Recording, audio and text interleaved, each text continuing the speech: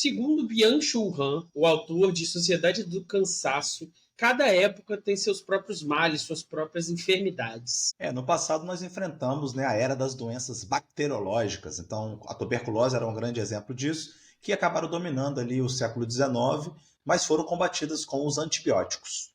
O século XX é a era das doenças virais, a AIDS ou a gripe, e foram combatidas com vacinas e antivirais. Hoje em dia, o que nós temos? Nós temos as doenças neurais. Então, nós temos a depressão, o TDAH, o burnout e os transtornos de personalidade. Diferente das enfermidades anteriores que vinham de fora, eram produto de uma invasão que acontecia no nosso organismo, essas doenças neuronais não são dessa forma. Porque elas nascem dentro de nós, elas são fruto da sobrecarga de estímulos, expectativas ou autoexigências. O Han chama isso de excesso de positividade. Não nos falta nada, tem coisa demais em cima da gente, e é por isso que a gente está assim. Vira aí, ouvinte, ele já está íntimo do Han, é o Han agora. Han para mim É o Han Han porque não é aquele cara da Mulan, aquela apaixonada, não é o Han. Han porque Byung-Chul é muito complicado de falar. Então aí fica Aí mais daqui fácil. para frente é Han, é. Beleza, fantástico. Esse daí, apaixonado pelo Han, é o Pedro Cortá.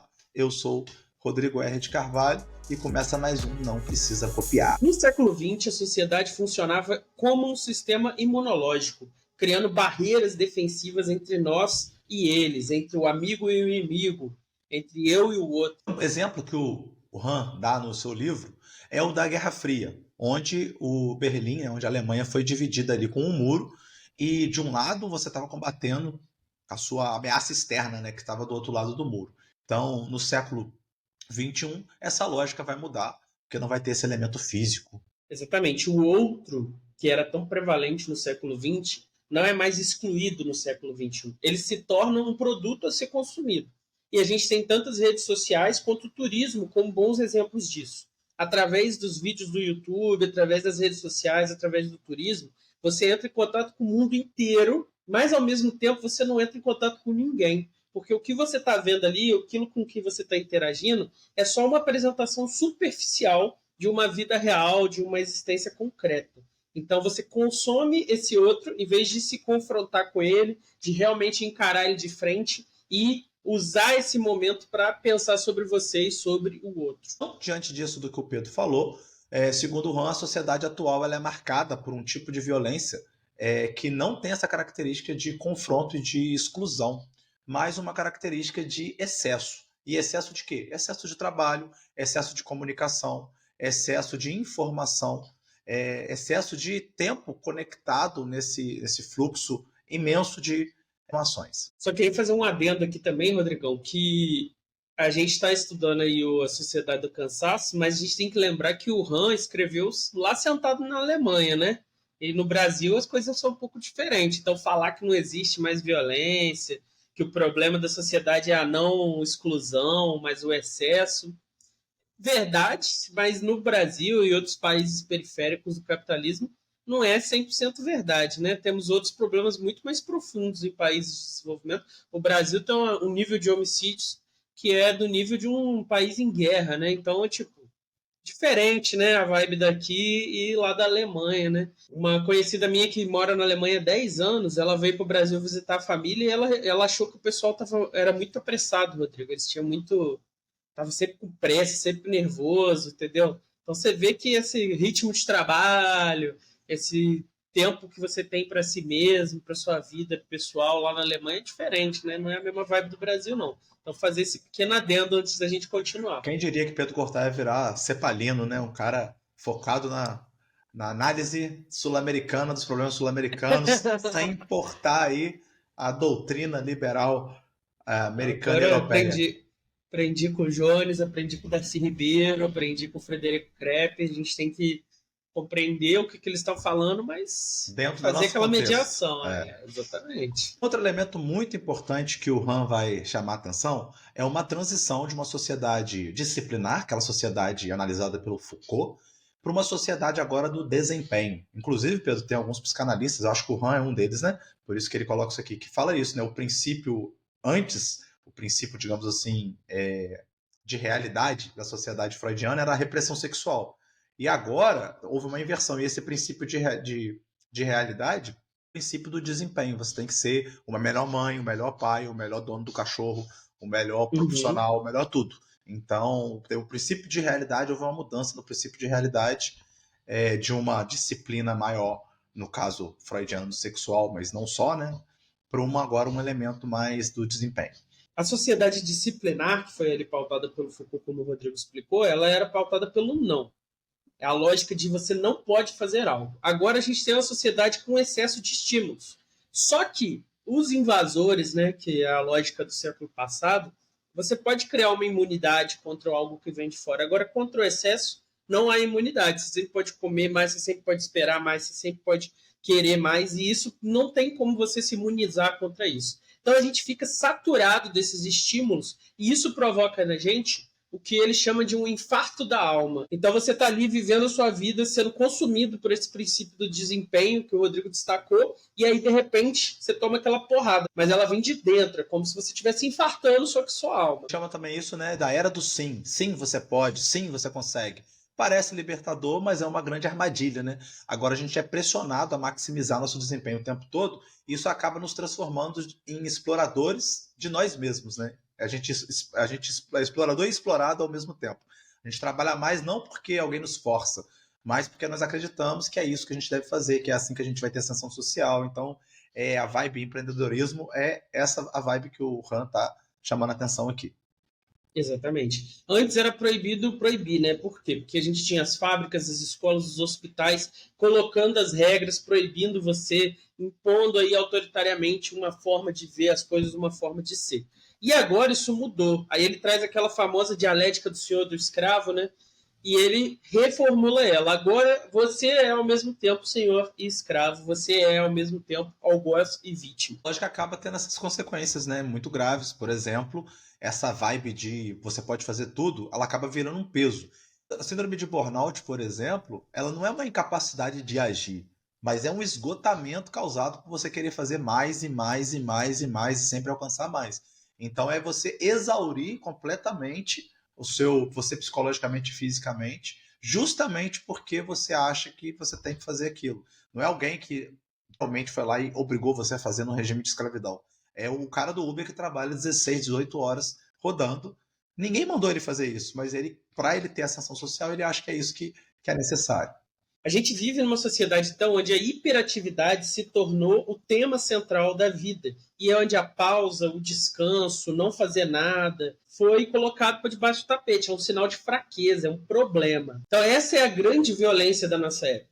É uma violência de nós contra nós mesmos, na medida em que a gente está em guerra com o nosso próprio descanso, com a nossa própria contemplação, com a nossa própria reflexão, e a gente está perdendo a nossa capacidade de realmente viver. Enquanto a gente continua exaltando esse princípio de desempenho acima de tudo, a gente perpetua esse ritmo dessa violência silenciosa contra nós mesmos. Então, a sociedade atual, eu já comentei no empreendedorismo, essa questão do empresário de si mesmo, isso não só no nível, né, de um regime de trabalho específico, mas no nível de formação também. Então, por exemplo, eu tenho que fazer doutorado, Pedro, e eu fico me pressionando a fazer doutorado. E o processo de doutorado está aberto na educação da UFJF. E eu devia fazer. E todo mundo acha que eu devia fazer. E eu tenho que ser mais produtivo, tenho que gravar mais episódios do podcast. Separei ali meu calendário para toda semana ter uma gravação, nem que seja de um vídeo curto.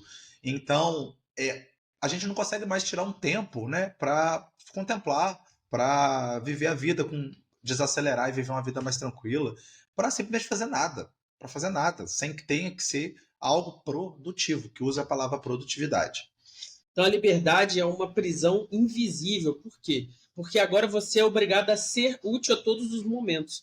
Tudo que você faz, você tem que fazer tendo o máximo de utilidade possível. Então, o seu descanso, a sua presença nas redes sociais, o seu trabalho, a sua vida em família tem que ser otimizada, porque nenhum segundo pode ser desperdiçado e a todo momento você está tendo que ser mais e ser melhor. Então, não tem ninguém obrigando essa pessoa exemplar aqui a fazer essas coisas. Não tem ninguém dizendo claramente. Igual, por exemplo, eu nunca disse para o Rodrigo que ele tem que fazer doutorado. A esposa dele nunca disse isso, o pai dele Disse nunca sim, disse direto. isso. Mas ele tá lá na cabeça dele pensando, não, eu tenho que fazer isso, eu tenho que fazer isso, eu tenho que fazer isso. E isso vai consumindo ele aos poucos. Então, somos livres, né, para fazer tudo, entre aspas, né? Mas esse fazer tudo e essa liberdade de fazer tudo se converte nessa pressão constante por fazer mais, mais, mais, conquistar mais, ser mais produtivo, entregar mais no trabalho, entregar mais na vida pessoal, ter mais experiências. E é isso que detona a gente, psicologicamente e fisicamente, nos dias de hoje. Eu tava no Fred, Rodrigo, aí a gente tava conversando, a gente tava vendo um vídeo de uns turistas na Arábia Saudita. E aí a gente tava conversando e ele me contou uma história de que perguntaram a uma pessoa lá do governo se as mulheres eram livres na Arábia Saudita. E aí a pessoa lá do governo da Arábia Saudita falou: elas são livres para se vestir modestamente, se elas quiserem. Então é esse tipo de liberdade que a gente tem aqui. Está feito o diagnóstico, né? Em vez de a gente criar um lugar, um mundo de ambiente saudável para a gente se desenvolver enquanto seres humanos, nós acabamos criando sujeitos exaustos, depressivos, com burnout, com TDAH, com todo tipo de questão aí para ser resolvida. Em oposição à sociedade disciplinar, onde os loucos, os delinquentes, eles eram rejeitados, descartados, presos. Aqui a gente tem uma sociedade que vai só extenuar as pessoas ao seu máximo e vai pegar elas e garçar elas até elas não aguentarem mais. Quando elas não estiverem aguentando mais, você tem os remédios, né, para botá-la de novo no jogo da produtividade, né? Então, quando a gente abandonou a lógica disciplinar, a gente não se tornou realmente livre. A gente, na verdade, piorou nossa situação, porque essa não é a incapacidade de agir, não é o não pode fazer isso que vai nos adoecer agora, mas esse excesso de positividade, esse excesso de possibilidade. Apenas trocamos, então, né, essa opressão externa por uma forma de controle muito mais sutil, mais devastadora, que é essa coerção interna da autoexploração. Indicações, Rodrigo R. de Carvalho, o que o pessoal pode consumir aí com profundidade, em nada de multitarefa. Depois de tem que terminar consumir o programa, sem o celular do lado, né? Sem fazer que nem eu, que vou ver filme, levo o iPad, o iPhone, coloco os dois do meu lado, o videogame. o Switch já tá lá, né? Então, sem isso. Então, filmezinho top sobre essa solidão da era digital, né? Her, né? Ela, com o Joaquin Phoenix e a sexy voz da Scarlett Johansson, né? Então, um cara normal, tranquilo, instala um sistema operacional inteligente, desses aí que estão prometendo que vai sair nos próximos 2 anos. E esse sistema operacional parece muito uma pessoa, simula muito bem uma pessoa, e a grande questão é se é ou não é uma pessoa. Porque os seres humanos começam a se apaixonar e se relacionar com esse sistema operacional. Então, a discussão é essa, desse filme fantástico.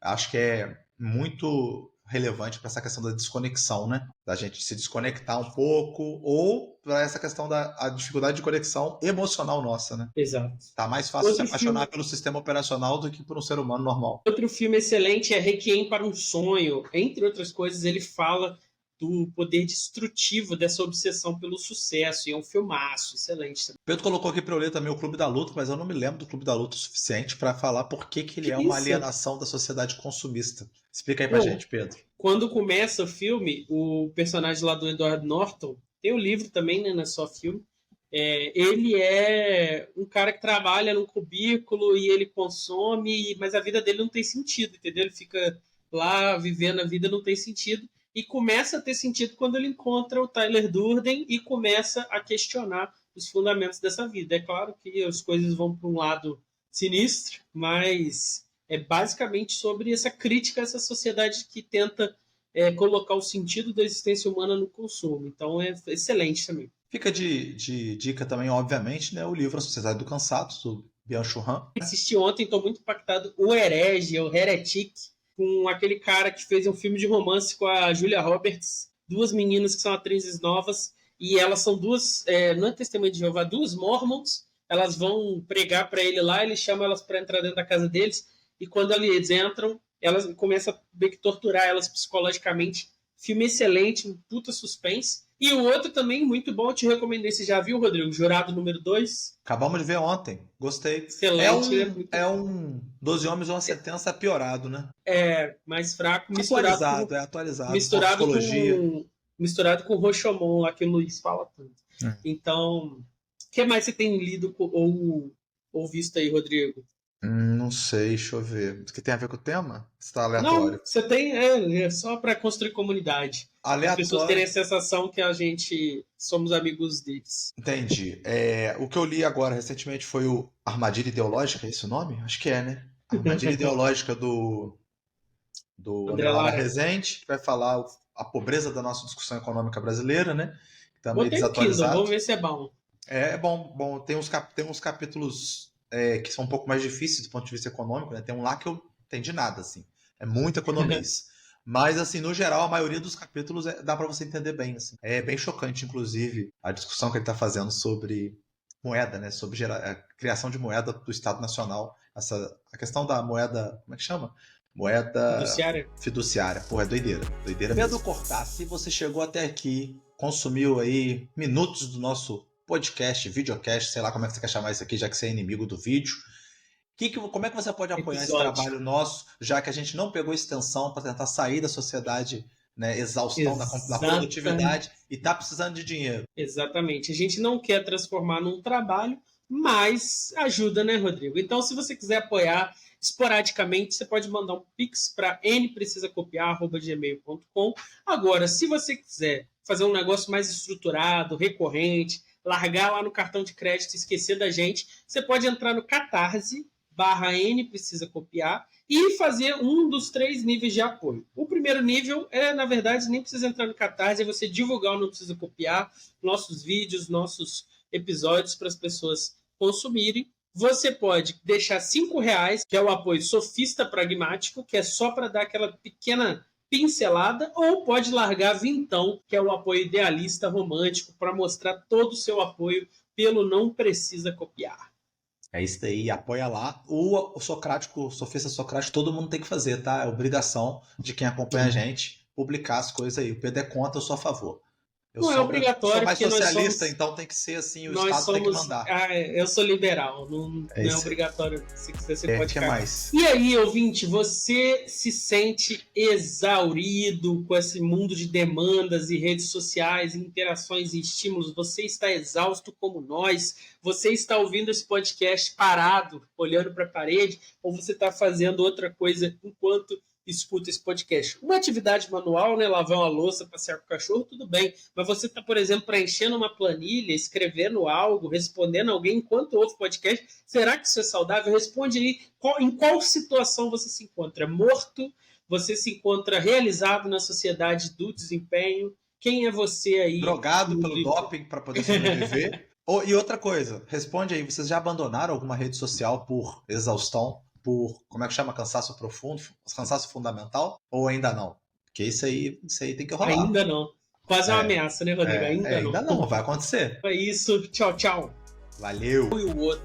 Um grande exemplo histórico disso, né, é a Guerra Fria, onde eu acho a Muralha da China o melhor exemplo, mas tudo bem. Um grande exemplo. Se você quiser escrever um livro e usar a Muralha da China, no caso, é o exemplo que o Han deu. Eu entendi. Justo. Eu tô falando isso porque, tipo assim, porra, a Segunda Guerra Fria, na Guerra Mundial foda, e um murinho em Berlim, que é o grande exemplo de separação. Tá de sacanagem comigo, né? Que isso, cara? Eles literalmente dividiram uma cidade no meio. Uma cidade? Você tá maluco, Olha cara. a Muralha da China, o tamanho. As famílias separadas. Você viu o Mulan? É fácil pra caralho atravessar aquela merda. Você acha que aquilo divide alguém de alguma coisa? Pelo amor de Deus. Muro de Berlim. Como é que chama? Muro de Berlim maior que a Muralha da China. Entendi. Exatamente.